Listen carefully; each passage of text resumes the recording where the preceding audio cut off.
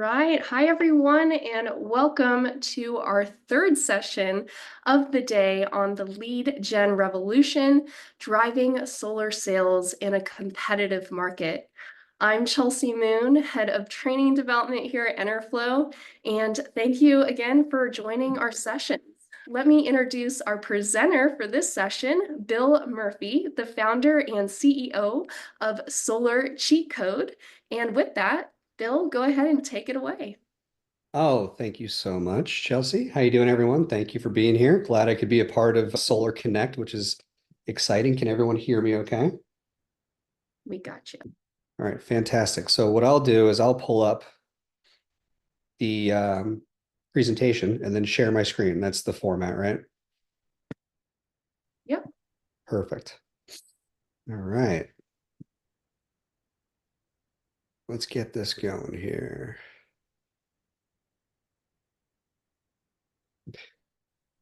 Okay, can everyone see my screen all right? We got you, Bill. All right, let's see if we can. I've never actually used this type of slideshow to present, so we'll see how this goes. Yeah, so great. So I wanted to jump on here and give my insight on the changes that have been happening over the past 12 to 18 months. I work with so many solar companies. It's nice to have a cross section of the whole industry so I can get a sense of what's working, generally speaking, a lot better than if you're cocooned into your own one market company or what have you. You might not get access to this stuff that readily. So on the topics of discussion, so we'll start with the Got Milk campaign. Everyone remember the Got Milk campaign? Celebrities with their milk mustaches. It's one of the most popular campaigns ever in history. And I see a lot of similarities between the Got Milk campaign and how solar marketing has been done up until this point. So we'll discuss that. And that's going to be one of your biggest opportunities to understand that strategy. I call it the Got Milk strategy.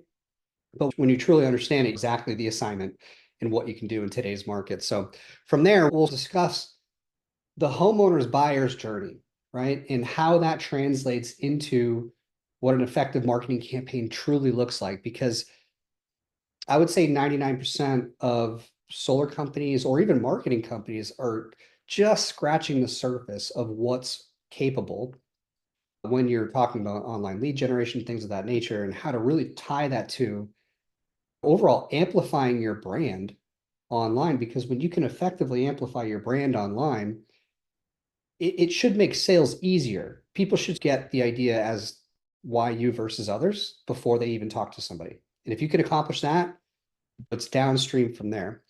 So a big part of that is understanding where people are in the buying process, top of funnel, middle of funnel, bottom of funnel. Basically, those are just representing different awareness stages of your prospect, right? And like I said, most companies go after the bottom of funnel, the people who are already on third base, already shopping around, that type of thing, instead of producing a self-sustaining marketing funnel where you get new people coming in the top all the time, and then they see your middle stuff, which is, we'll discuss what that consists of soon, and then they convert out the bottom, right? So it's like you never run out of people, which is basically the way you want to do it.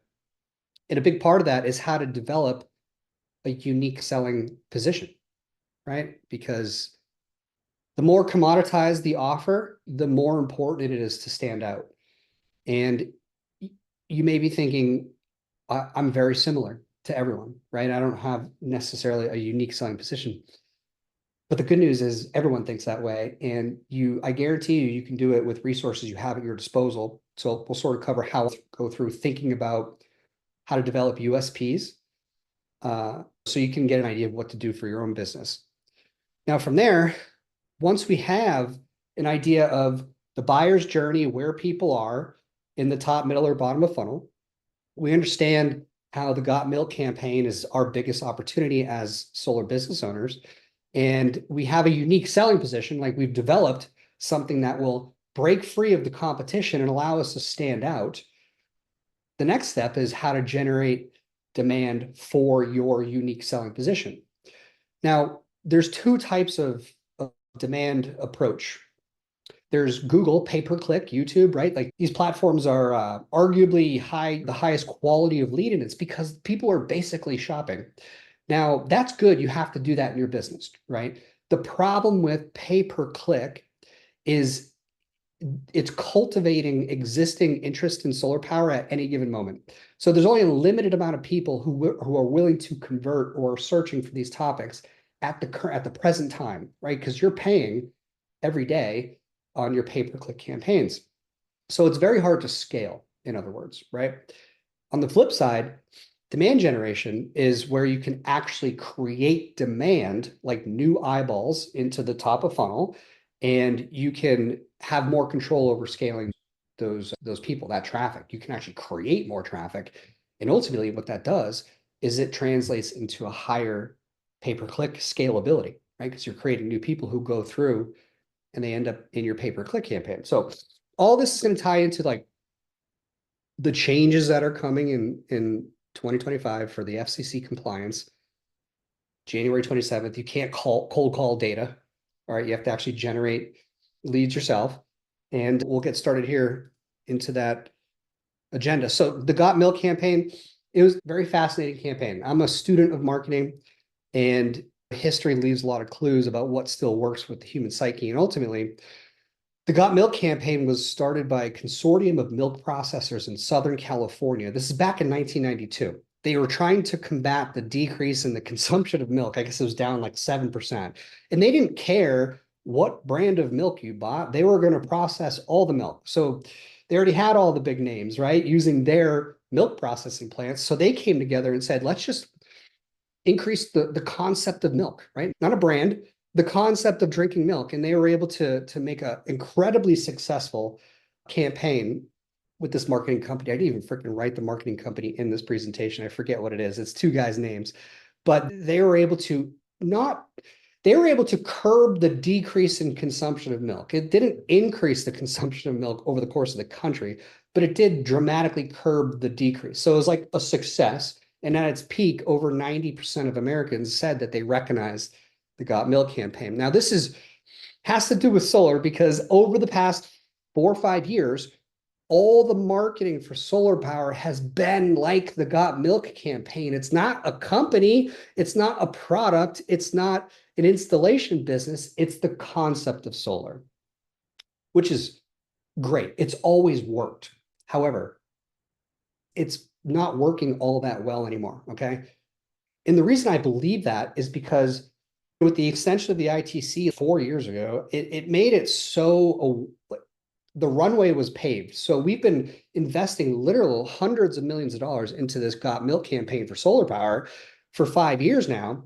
And it's created a top of funnel audience. Okay. So what that means is top of funnel are people who are aware of the problem and solution. They're solution and problem aware, right? They at least understand the value proposition, which is solar powers. And that's what the marketing has done effectively up until this point. This is another image here that better explains what I'm talking about. As you can see, people who are not in the top of funnel, in my opinion, the unaware people are the biggest opportunity in this industry. And I'll teach you how you can get to those people. But once they become aware, that they need to know who is going to be the company. Okay. Now the whole market is primed for making that decision because people don't go solar, not because they don't want to go solar. They don't go solar because they don't feel like they're making the right decision. They don't feel like they have all the information available, right? So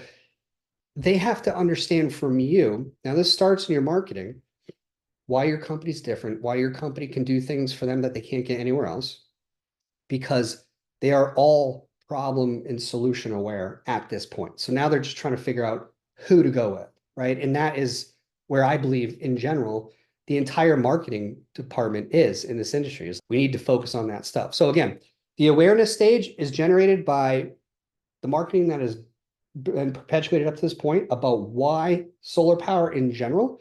And now we're at the stage of this industry where we need to just discover and tell the market why us. Okay.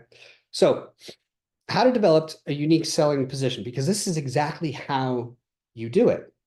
And I just wanted to touch really quick upon why we do it. Obviously, we do it for these reasons. We want to decommoditize the brand, right? When you decommoditize the brand, you're not competing with anyone because you're sticking out, you're standing out, you're being different. And ultimately, in today's solar market, being different is better than being better. Okay. Because better can always be bested. But if you're different, you create your own audience of people who are interested in your differentiated value, which is like way easier. Trust me. So this creates scarcity because you're the only company that can do these things for this person. You should pair your unique selling position with an urgency piece, okay? So there should be a pain point for them to delay. That could be anything. That could be monetary, that can be number of payments covered by the deal. You want to have something that is going to make it a little bit painful for them to sleep on it. Okay. And ultimately, if you do those first three things, selling should be easier. Okay. I've noticed in the past 5 years, it's way harder to get in contact with leads. I would say marketing is probably 5x in the past 5 years. People are receiving messages way more frequently. And of course, we're competing against all that stuff. And we're really competing against their life. Things happen. This is a way to make it easier. So the way we go about discovering a USP is bulleted out in these points here. So first, I always like to come up and identify and write down my origin story. Okay. Why did you start it? What problem did you see in the market that you wanted to solve? And if there's a story behind the company, we can split that into dozens of marketing angles. And that will, again, feed in that top of funnel eyeballs who are unaware. They'll start to become aware and they'll start to go into your marketing system. Now, USP can be as simple as selling product bundles. Okay. Now, a very popular bundle is Solar Plus bundle. So, Solar Plus roofing, Solar Plus battery storage, these types of things, Solar Plus home efficiency, Solar Plus windows. I've seen Solar Plus HVAC as well. And those are angles that you can become the Solar Plus HVAC company in your market. That can actually be your USP, right? You could run all the way to the end zone with that, if that makes sense. Now, the other ways people discover USPs are they run sales, right? So it could be like, for example, Sunrun, they have a sale that is solar plus battery 6 months free. Pretty straightforward, but it works, right? Solar plus battery 6 months free. And again, that's going to be for someone who is aware of the problem and the solution. Now they're trying to figure out where can they get the best deal? Where can they get the best system for the lowest price? And then Sunrun is here with a solar plus battery, 6 months free. That sounds pretty good to me, right? So special financing products, a lot of companies will have unique financing products or leases or exclusive leases, these types of things. Leases that allow battery storage. That's also a very hot one. So that you can make your USP about your financing offer, right? And then of course you have special warranties. Now, the special warranties, the lifetime warranty company, I'm not affiliated with them whatsoever. If you can go check them out at lifetimewarranty.com. They have this super unique warranty where they come from the car warranty industry and they essentially take installers and they've turned installers into their own insurance business. And you actually, instead of giving Solar Insure, whatever, 10, 15 cents for that warranty, you keep the 10, 15 cents and it's tax deferment. So like you can save whatever on your capital gains over time. So that's one way to keep an extra 10, 15 cents in the job, get the lifetime warranty, be a unique selling position for your business and save you on taxes on your profit of the company. So that's pretty cool. And then from there, once you sussed out your USP, it's now time to generate demand for that USP, like actually drive traffic to it. Like we talked about at the beginning of the call, there's two types of demand conversion. There's demand cultivation, which is pay per click on Google, right? Good quality leads you can't scale, right? Because you can't put more people in the market physically. However, when you do demand generation, you can actually put more people in the market digitally. So your demand generation is done on social media. Okay.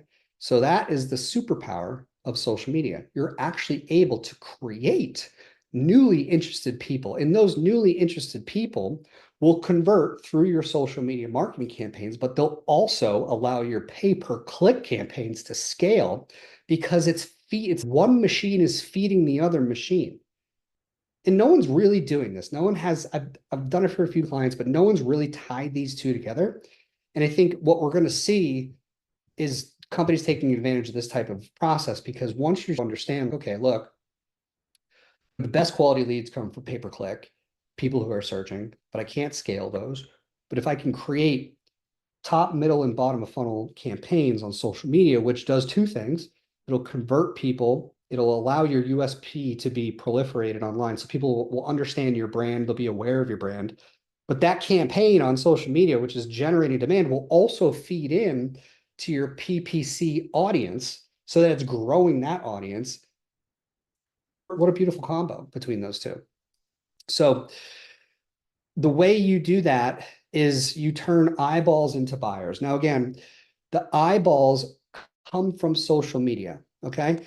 And the way we do that is it could be as simple as posting on your Facebook page. Okay. What do you post? You could post insights. You could post intros to your employees. Okay. Maybe it's your master electrician. Maybe it's your permitting admin.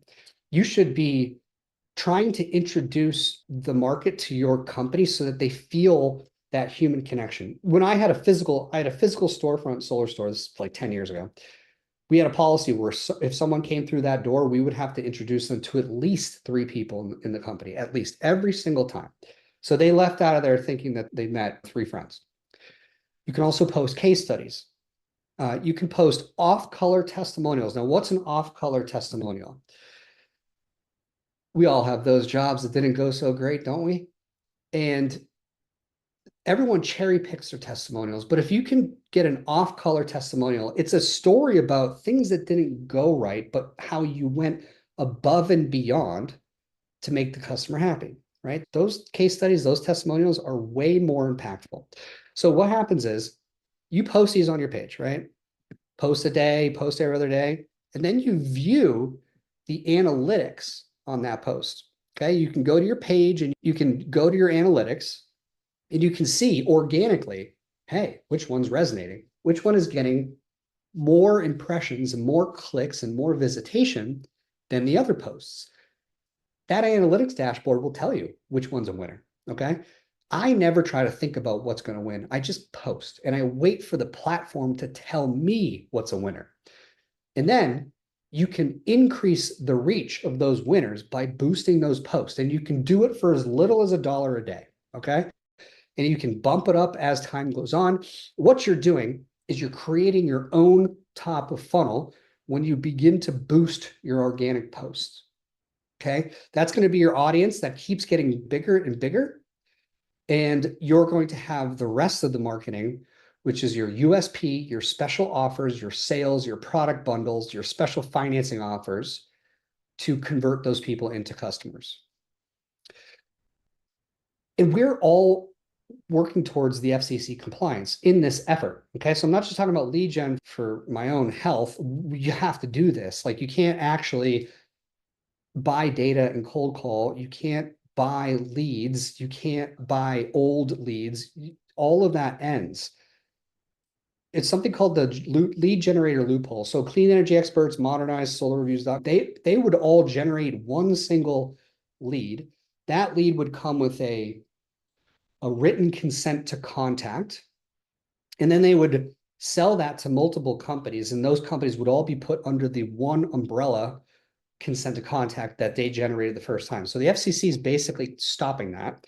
And now they're saying that every single lead has to get an express written consent to contact from every single solar company that contacts them, right? So ultimately what that means is you have to generate your own leads, okay? We get these consent to contact inside of the marketing funnel itself. There's a little checkbox and some legal language that's been approved.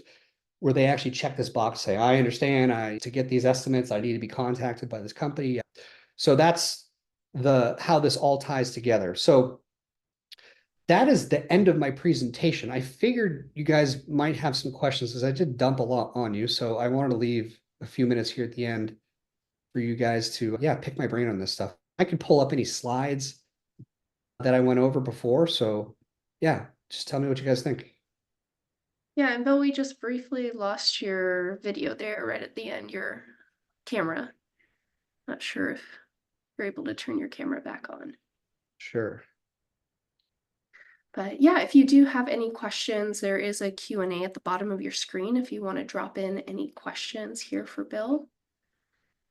And so we do have one question. So, oh, when does the FCC regulation take effect? What is the name of the January 27th next year. Okay, and what is the name of the statute? If you search lead generator loophole, FCC lead generator loophole, that you'll be able to pull that up. Perfect. And the thing is, the problem with this really is the company who usually gets liable is the installer.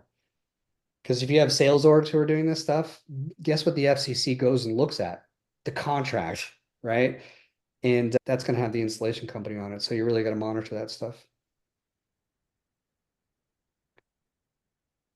And then there's another question here. Try to interpret this. So called, calling, finished next year. You can, the I think three cold ways you can calling. continue to cold call are door to door, direct mail, and email. So you can, which you should still do those things. Perfect. We got a few more trickling in here. What do you think about leveraging advertorials and native advertising? All right, I'm sorry. Can you say that one more time? What do you think about leveraging advertorials and native advertising? So I don't quite get in my mind, an advertorial is just it's another way to say advertisement. But yeah, the more native you make your ads, the better performing they will be on that platform. So you always want to have, for example, if you don't pay attention to your placements on Facebook and Instagram, your ad might not be shown in half the placements because it's the wrong size or the wrong length. Perfect. Yeah, we have quite a few questions coming in here, so I'll just keep going down the list. Yeah, Does good. And is there a way? I wonder if I stop sharing my screen, if I can see the comments, or there, can you only see the yeah, comments? you might see the Q&A at the Oh, bottom I of see our, the Q. All right, let yeah. me see. Let's see here. So the next one, does this apply to generating CNI leads? If not, where lie the main differences? Where are the main differences? Well, I don't know what C&I leads are. This is really this is a Consumer Protection Act. So every consumer, whether it's commercial or residential, would be protected by this express written consent. But yeah, no, you can still set up tabling events. If you think about it, if you're talking to someone at the table, obviously you're getting that consent to contact, right? Or else they wouldn't give you the info. This truly does pertain to online lead generation. As you can remember, there's been several national news articles about even attorney generals who have stepped in to go after specific marketing campaigns. And actually, they post the landing page, they post the follow-up text messages that everyone has automated, right? So they're really going through, they're secret shopping your marketing. And if you're out of compliance, they're coming after you. And I think as of January 27th, it just becomes way easier for them to find you. So in any case, if you just generate your own leads, even if you hire a marketing company to generate your leads, as long as it's your funnel and their funnel is compliant and there's that express written consent to contact inside the marketing so they can't opt in without checking the language, you're good. right? Because that automatically gets logged digitally inside your CRM. So you can always reproduce it if you ever needed to. And then we got a confirmation here, CNI for commercial and industrial sector. Yeah, so they would still be consumers. And then next question, is this only going to be for online leads? Any walkthrough traffic from events will not apply to this change? Clients who sign up for future information? Yeah, you can still generate leads all that way. This is mainly for online leads. And I think it's also it's to stop the calling. It's to stop data being just power dialed. Because good Lord, there's these predictive dialers that will dial 11 lines at a time. And that's what's happening. People are putting their information in to get a solar estimate, and they're being offshored call center, like completely beat up. And this is the end of that. Right, next one here. How do you measure the effectiveness of your marketing campaigns, particularly in terms of customer satisfaction and retention? Good question. Essentially, the way I monitor the effectiveness of the marketing campaign ultimately boils all the way down to return on investment. So you could talk about lead cost and like how much your acquisition cost is and all these types of things. But if you're getting a 2x of your investment, that's a 200% return on investment. You should never, like, you can never turn that off, right? That has to continue running regardless of the lead cost. And I think anything you can do on the back end is going to increase, really, it's attrition rate that we're talking about. It's glass to roof after the site survey. Yeah, if you just have touch points, and I just look at proactive communication as the best way to do it. You know what I'm saying? Even these days, you can leverage AI to understand exactly where the project is at any given point. And the homeowner can have a phone number and they can text or call it. And that thing will instantly know that it's the homeowner calling them. And they'll even answer with the homeowner's first name. How many times does business answer your call and it's, oh, hey, Bill? It's like, it was me calling? This is a business. It's outrageous. But these are the types of things that are available right now. They're anyone can do it, right? Any company can do it for you. And AI is, everyone tries to shoehorn AI into the sales engine, like making more sales, like replacing salespeople. That's probably a few years off, right? The true power of applying AI in your business right now is on the back end. It's for project management. It's for that proactive communication. You can trigger it. The second a permit gets approved, it can be an outbound phone call. It can articulate to them what just happened, what's next, the length of time that they can expect for that next stage, like all these things. We're going to go back Someone's asking about targeting on Facebook. Ultimately, the algorithms on social media, the ones that you're able to generate demand with, they're the most learned machine learning algorithms known to mankind. They actually know everything about you, and it knows what I say in the ads. It knows what the image say in the ads. It knows what the landing pages say. So I don't even have to target anyone anymore. Just by creating a solar advertisement, and if I speak to a particular city in California, the algorithm will automatically know to show that advertisement to those people in California. For example, have you ever been out to dinner with your husband or wife and you're talking about a particular product or service or topic, and then before you go to bed that night, there it is on your news feed, an advertisement for the same thing. You've never Googled anything, you just talked about it, and there it is. That's what we're dealing with here. So it's like the less you do in terms of targeting, the better, because the heat-seeking missile, which is the social media platforms, does not like to be constrained. So the less constraints you put on it, the better your marketing is, the better it's going to get delivered. I received at least 4 solar ad calls a day. Are these the leads being sold? Who knows? Hard to say. Ultimately, you want them to show you their expressed written consent form, and you want to confirm that's what they're running for you. Because ultimately, you're going to be left holding the bag. So yeah, you have to monitor them on that. think that's all of the questions we have here. Anything else you want to end with before we wrap it up? The thing that I'll say is generating leads is one thing. Having an effective sales process is a completely important imperative process as well. And what I've seen, like in a general sense, is the companies who are doing the best right now is they're removing the friction in the sales process. Okay. And objectively, what I mean is they're giving more information up front without arbitraging the next step behind producing a power bill or meeting with a salesperson. Okay. And that can be as little as sending screenshots of a half-baked proposal. Maybe it's just the layout.